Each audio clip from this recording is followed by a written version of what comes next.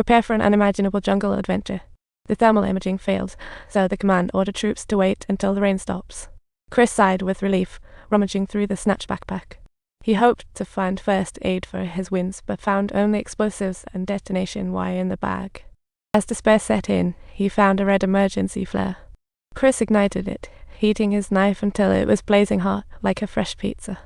Finally, he couldn't hold back, gritted his teeth and pressed on his wound. Though painful, it effectively kept germs away and stopped the bleeding. Chris gradually passed out in pain.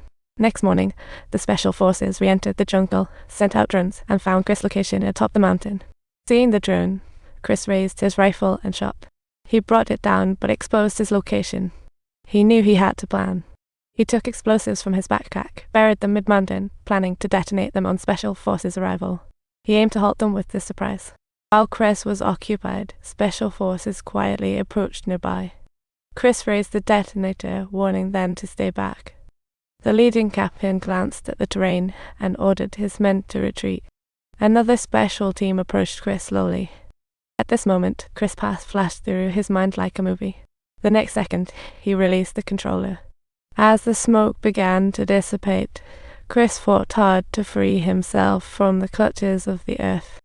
Upon rising, he suddenly noticed a soldier deeply entrenched in the mud, prompting him to quickly lend a hand and haul the soldier out. The female soldier was unresponsive, so Chris removed her gear and started first aid. After CPR, she woke up coughing up debris. Chris knew she was safe, so he left before Special Forces arrived. Soon, the mountaintop incident hit the headlines. The report said Chris might be buried under rocks. Upon hearing this, Marley couldn't believe it, clutching his head in distress. When Marley saw Chris, he got so excited he practically jumped for joy and dove into Chris' arms. They embraced tightly. On the plane, Marley treated Chris' wounds. Reaching the destination, Chris strapped on gear and jumped, a brave leaping hero. Scene change. Randy lounged on the beach when suddenly a muscular man from the water walked towards him. It was Chris, who recently parachuted. News of the failed capture reached Navy headquarters, making 3 officials and 2 D-4895 nervous. They didn't believe Chris died in the recent explosion. Someone suggested fleeing before his arrival. Admiral Merkel disagreed, thinking 5,000 sailors would easily handle Chris.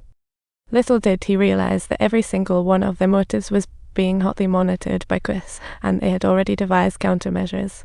Caustic, once Chris' superior, knew all too well about Chris' temper. As long as they were alive, Chris would undoubtedly find a chance so he decided to pack up and leave with his wife and kids before Chris caught wind of their location. Not long after, Officer Holder encountered Chris in the parking lot on his way home. Without a word, they brawled. Both sides gave it their all, attacking mercilessly. Chris gained the upper hand, pinning Holder in a chokehold. Then he snapped Holder's arm and injected a tranquilizer into him. Holder struggled, but quickly lost consciousness. When he woke up, he found himself trapped atop a giant foam float. Chris asked who else was involved. Holder said many, but besides Merkel, Cox, and him, they just followed orders. They didn't know the drug injected into the Special Forces was RD-4895. After hearing, Chris immediately released the float. Holder, arm broken, struggled to support the float. His strength waning, he slowly sank into the water. Little did he realize that as he harmed the soldiers, he would end up like this. Next was Cox, whose entire family had been cornered by Chris on the beach. Cox begged Chris for mercy, claiming he had a family, a wife, and kids to think of. In the end, Chris gave Cox a chance. He instructed him to pass a message to General Hammer. If he followed orders, Cox could save his family. Cox hurried to comply and arrived at Hammer's office. Hammer answered the phone. It was Chris. Hearing his voice, Hammer grew cocky, insulting him and calling him worthless. If you have psychological issues, it must be like having 1,400 basketballs stuck in your head. As soon as he said that, Cox unzipped, revealing 2 fully loaded Claymore mines strapped to his chest. Hammer panicked, begging Chris not to do this, saying he had information on another accomplice. But Chris remained unfazed, having intel on the informant, the serving defense secretary. He dialed without hesitation. In the intense explosion, Cox and Hammer were reduced to ashes, finally paying the price for their deeds. Now, Chris hit list only had the Secretary of Defense. The Secretary swaggered into his safe house and set up a heavy guard, ready to lure Chris into a trap. Unbeknownst to him, Chris had already snuck in. Brandy was remotely supporting Chris with his sniper rifle, shooting at boats by the water to draw everyone's attention. Chris swiftly rose and pointed his gun toward the safe house. Then Brandy casually shut out all the lights in Chris' path, covering him as he stealthily entered the building. The special forces, hearing the gunfire, rushed to the scene, ready to gang up on Chris.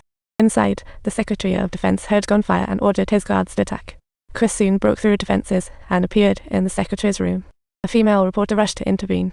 The last payout went to a CIA agent's account. Chris didn't care because the Secretary of Defense lit the fuse. The Secretary realized there was no escaping death that day and ultimately chose to end it all with his own gun. By the time the special forces entered the room, Chris had already made his escape. Scene shift, Brandy's boat appears out in the water. As he stepped into the cabin, he suddenly felt someone was watching him and that someone was Chris. Through his investigation, Chris found a missing shell company on the list. It transferred money to an FBI agent's private account.